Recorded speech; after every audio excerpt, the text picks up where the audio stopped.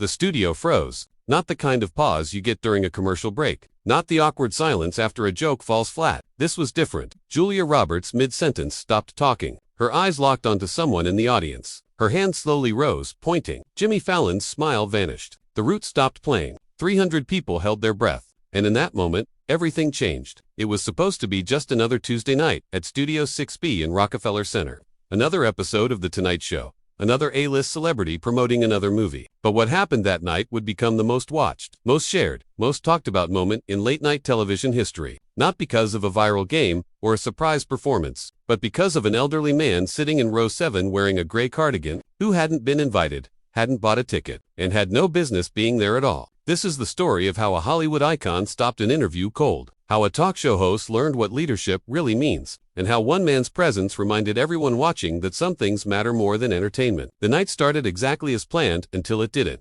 6:47 p.m., Rockefeller Plaza. The line wrapped around the building. Tourists clutched their phones, excited to see Jimmy Fallon in person. Among them, a man in his 70s moved slowly, carefully, as if each step required thought. His name was Robert Chin.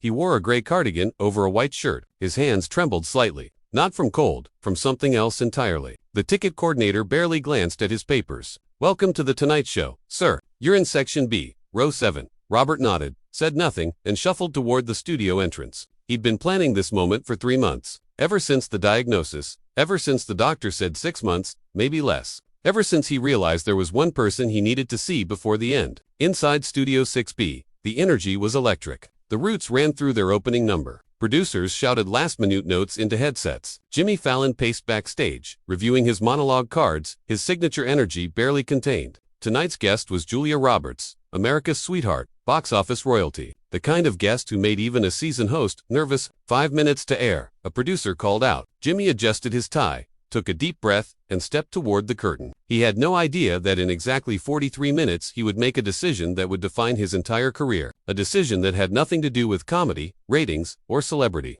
A decision that would force him to choose between the show and something infinitely more important. The lights dimmed. The audience roared. The Roots launched into their opening theme. Jimmy Fallon burst through the curtain, all clears throat energy and smiles exactly as he'd done thousands of times before. The monologue landed perfectly. The crowd laughed in all the right places. Everything was going exactly according to plan. "We have an amazing show tonight," Jimmy announced, his voice carrying that infectious enthusiasm that made millions tune in every night. "Julia Roberts is here. Give it up." The audience erupted. Julia walked out, radiant in a cream-colored blazer, waving to the crowd with that legendary smile. She hugged Jimmy, settled into the guest chair, and the interview began. Easy, warm, filled with the kind of comfortable chemistry that comes from two professionals who have done this dance many times before. "So, Julia, you've been making movies for what, 100 years now?" Jimmy joked. "At least," Julia laughed. That famous laugh that had charmed audiences for decades. They talked about her new film, about her kids, about a funny story from set. The minutes ticked by. Everything was perfect until minute 43.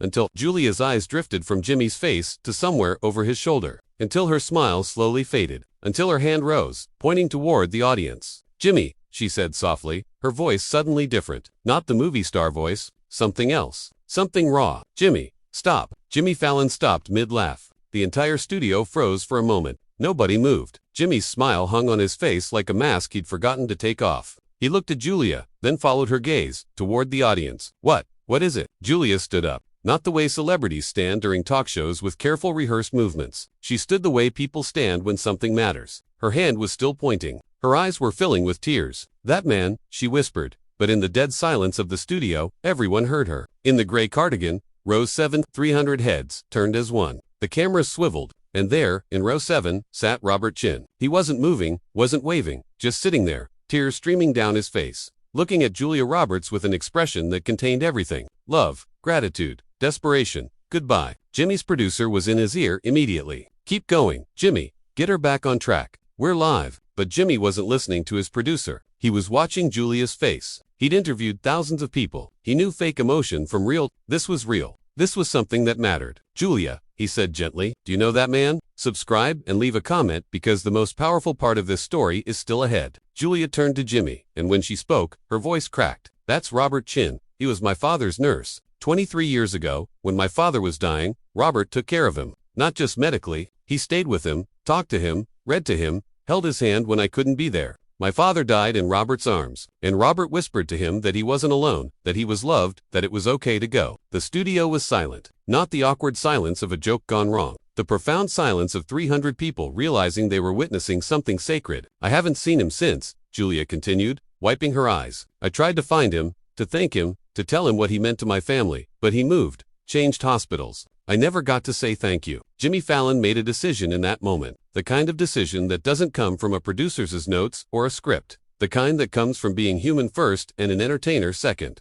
He stood up, removed his microphone, and walked off the desk platform. Bring up the house lights, he said quietly. All of them. The director hesitated. This wasn't protocol. This wasn't planned. But something in Jimmy's voice made him comply. The studio lights came up, bright and revealing, transforming the space from a TV set into something else entirely. Jimmy walked toward row 7. Julia followed. The cameras tracked them, but nobody was thinking about cameras now. The Roots put down their instruments. The audience parted, and Jimmy Fallon, talk show host and comedian, became something different. A witness, a facilitator of grace. Robert Shin tried to stand, but his legs wouldn't cooperate. Jimmy reached him first, kneeling beside his seat. Sir, he said, his voice gentle, would you like to come up? Robert shook his head, unable to speak. Jimmy understood. He gestured to Julia. She came forward, tears streaming openly now, and knelt beside the elderly man who held her father's hand 2 decades ago. I never got to thank you, she whispered. You gave my father dignity. You gave him peace. You gave our family a gift we can never repay.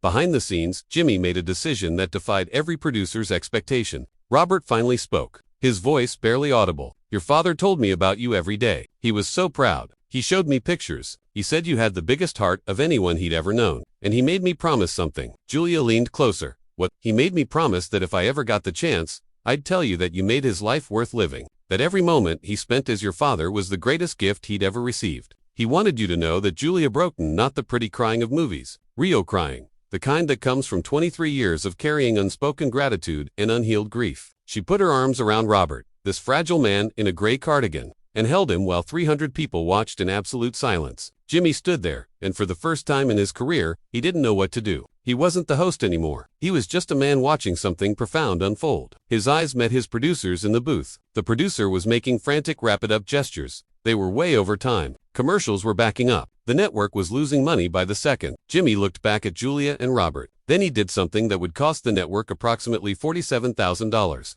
and lost advertising revenue. He sat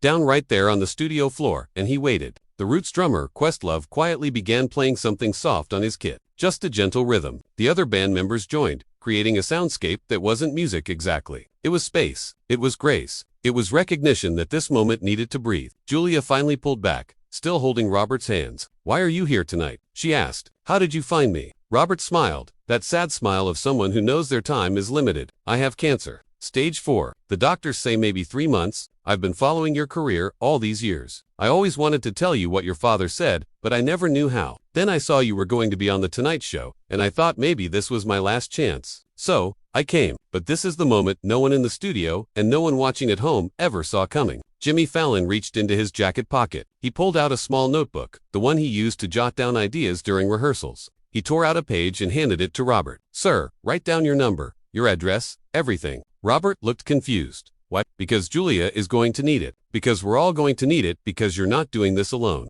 Julia nodded, understanding immediately. Robert, I'm going to call you tomorrow. We're going to have lunch. You're going to tell me every story you remember about my dad. And I'm going to tell you about the man you helped give a peaceful death. And we're going to be friends for whatever time we have.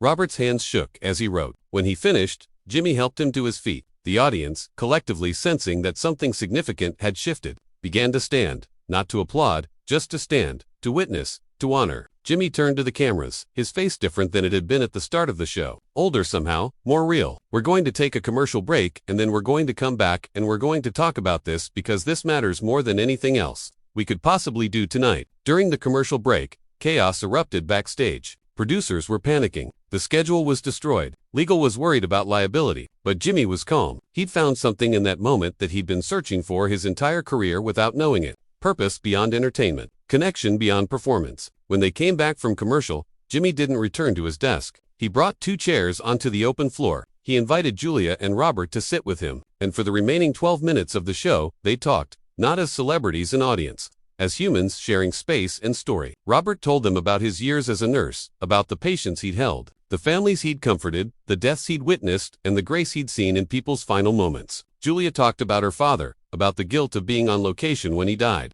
about how Robert's care had given her family the ability to let go. And Jimmy, for once, mostly listened. He asked a few questions, offered tissues, held space. He'd spent his entire career trying to make people laugh. That night, he learned that sometimes the greatest gift you can give is to simply witness someone's pain and meet it with presence. The show ended, not with applause, but with silence. Jimmy thanked Robert, thanked Julia, thanked the audience for being part of something rare. As the credits rolled, he did something he'd never done before. He didn't wave to the camera. He sat there on the floor, still present, still witnessing until the lights went down. Share and subscribe. Make sure this story is never forgotten. The aftermath was unprecedented. The clip went viral within hours, not because it was funny or shocking, but because it was real. People shared it with the caption, "This is what humanity looks like." News outlets called it the moment late night television grew up. Critics who dismissed Jimmy as lightweight scrambled to write think pieces about emotional intelligence and authentic leadership. But the real story happened off camera. Jimmy called Robert the next morning. So did Julia.